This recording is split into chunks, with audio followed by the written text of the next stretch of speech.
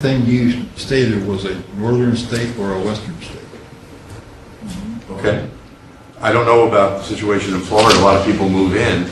I don't know how many people are government servants here. I just don't know. Yeah, I understand. I'm just asking the question. I think the southern states tend to have lesser labor. The strength of labor is less. That's not a good, I'm just as an observation. You know, and states, strong states would include Virginia, strong states in financial. Virginia would be very strong. Maryland would be very strong.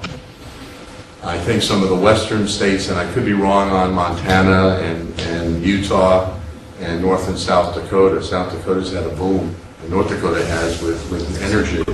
But I think some of the more populated states would probably be the ones that have the bigger. I think Massachusetts. I would think so, but I don't know. Yes, ma'am. You mentioned Maryland and Virginia. Would that be because of the government? I don't know. It's just the ratings of the financials of those states are stronger than most states in the country. One would intuitively think, well, you got federal government employees in Washington and Virginia, and we're talking mostly state and local. So I'm just talking about the financial strength of the states. You know, there may be dynamics that you're referring to that would be counterintuitive to what I'm saying. Yes, sir. What about North Carolina and Texas? Texas is very highly rated, and most parts of North Carolina would be also.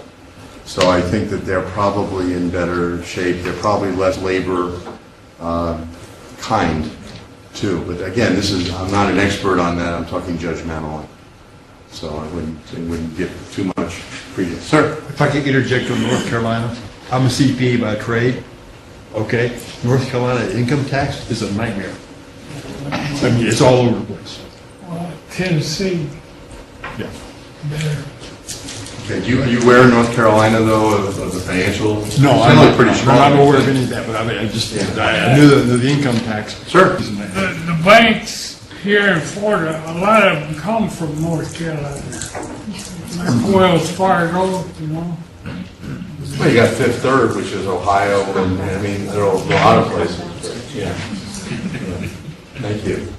Anyway, those are fundamental issues.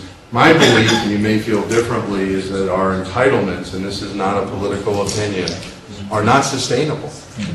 And if you look at Social Security as an example, I mentioned earlier, you know, that the age thing has changed dramatically.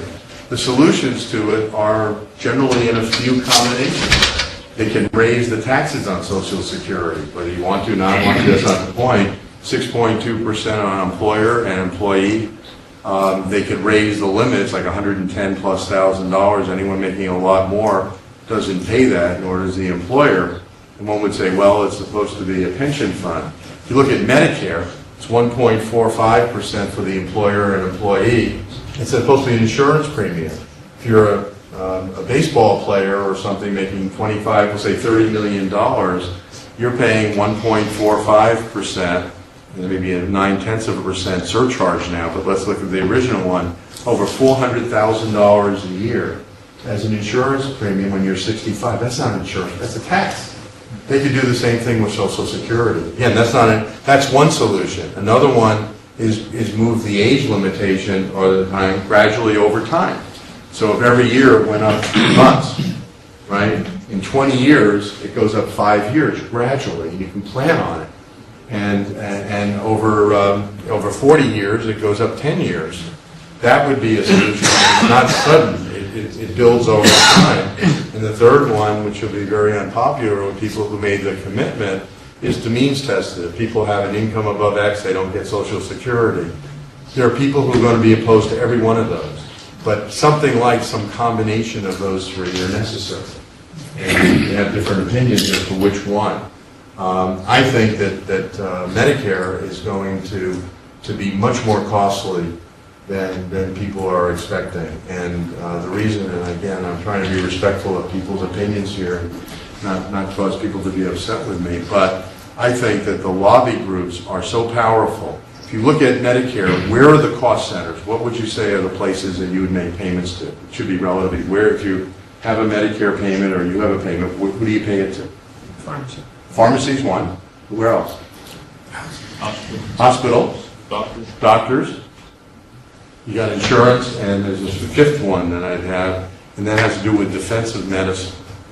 It's not about litigation. There are people who believe 25% of medical tests are not necessary. Now, whether it's 22%, 30%, 18%, there's a feeling that a lot of people are practicing defensively because of fears. So if we were going to cut costs 40%, we'd have to cut those areas. The doctors lobby, and maybe there's some doctors here, they don't want to get cut 40%. The hospitals don't want to get cut 40%. And I don't think the lawyers are going to be, if there are any lawyers here, are going to be real happy about tort reform. And the pharmaceutical companies and device manufacturers are going to lobby against it. The insurance companies are getting whacked. But that counts, but it's a small piece. And I just don't think we have the political resolve on either party side to make that kind of commitment because the lobby groups are too strong. I feel terrible about it, and it's not anti-doctor, anti-pharmaceutical company. I just don't think that our system right now is able to deal with it.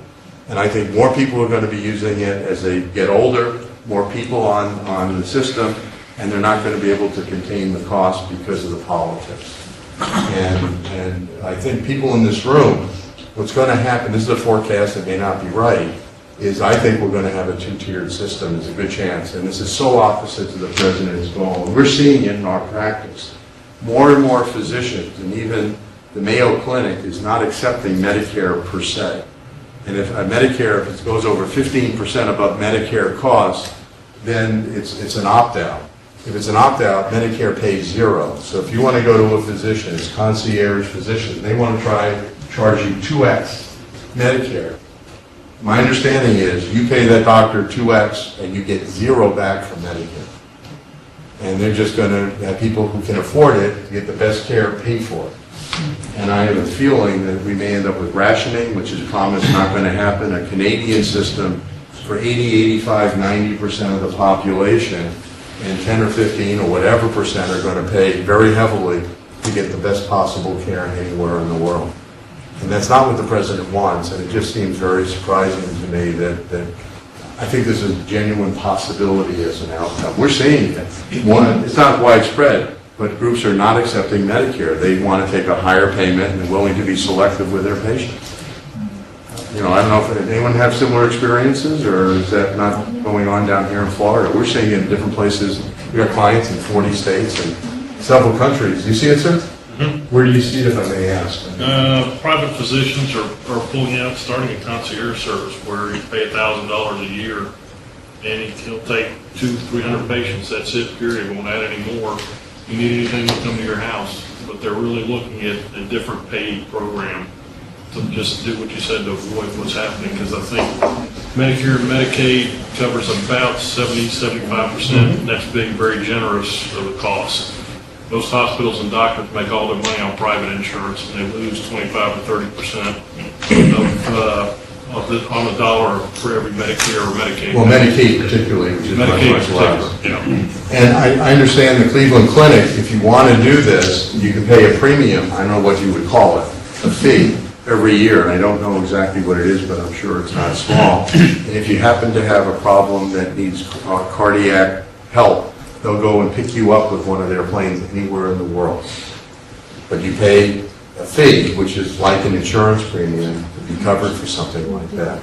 I think there's going to be more and more of that. And you may be reading that there are hospitals being set up in places like India where the care is viewed by some as being quite good. They're able to do open heart cases at a fraction of the cost of what it costs here, and they have U.S. quality equipment on told. So I think there'll be a lot of these pressures on the medical system. I just don't see our political system being able to get the cost down. They're going to talk about it, but the lobby groups are just too strong. And I hope I'm wrong, and you may agree or disagree, but it is very worrisome. And I do believe the costs are going to be much higher than expected because of the inability to deal with cost containment. And the biggest concern that I have is the loss of national resolve. Talked earlier about the World War II. National Highway Program, the Apollo program, things of that. We pulled together to do some amazing things. Our society is much more separated now. I mean, with all the communications, people are looking much more narrowly as lobby groups. And I don't know what will change that, but it is an issue as our society evolves over time. So my view is that Medicare and Social Security cannot be maintained at their current levels without major revenue or expense changes. And as I mentioned, I think that Medicare is going to exceed the cost projections. The reasons, as mentioning these lobby groups for these fields, and the options would be rationing, higher taxes, or a two-tiered system, just to summarize what was talked about before. Anyone else have any different thoughts of what else would be? Yes, sir. I think what you're going to see in Medicare is what's happened already in Part B. They were means tested. The Part B Medicare payment or deduction from your Social Security varies from $93 for a lower income to over $300, like $320 for upper income people. They'll probably do that to Part A of Medicare also. You wind up, higher income people wind up paying like $600-700 a month for their premiums, which they pay nothing now. Very good point. Anyone have an idea of what a traditional Blue Cross Blue Shield policy for a working person under age 65 for a family with spouse and children would cost in round numbers? 2,500 $2,500? You said a month? for a family of 4. So you're up at $30,000. They generally are north of $20,000 a year. You're at maybe in some areas $30,000. So you look at an institution such as this one that covers a significant part of the cost, but even if it's half to 2/3, they could be paying $10,000 to $15,000. And the employee still has a huge part to pay. And it is a significant issue. I mean, you have a staff person coming on board right out of college making X, that cost for the benefits becomes extremely high. And you see many companies going to temporary employees to the extent they can and trying not to have benefits for having part-time people that aren't eligible for them. So that is an issue. Now, in terms of investment focus, and I'll take it as quickly as I can, our focus, as I mentioned, is in sectors, infrastructure. It's my belief that even though we don't have the monies for it, infrastructure, roads, bridges, tunnels, water, potentially air quality, energy generation is going to be a place of major growth. And they'll find infrastructure banks or other ways to fund it, little Enron type financing. You may end up finding more toll roads, privatizations of things that are going on in cities, sales of parking lots that our private companies are going to cover and things of that sort. Healthcare, while all the things I said are negative, I think the healthcare stocks that are been very beaten up, even though they have had a strong year, and the expectations have not been much lower on how they're going to deal with it. Many ideas of how they can consolidate sales forces. They're changing the way they're doing research.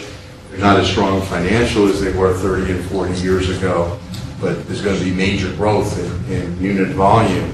Technology in place selectively, this country shines. Foreign investments, we've been focused on Asia Pacific and the Americas, places like Australia, New Zealand, China, Singapore, Vietnam to a small extent, some that's very speculative, Canada, Chile, Brazil, which has a lot of issues going on, as other illustrations. Europe, we have problems, Europe has them far more severely than we do. And we have stayed very clear of Europe for quite a long time, even if the values may be there. And then value-based are kind of a miscellaneous when you're doing analysis of companies. If stock looks cheap, some of them are regional banks,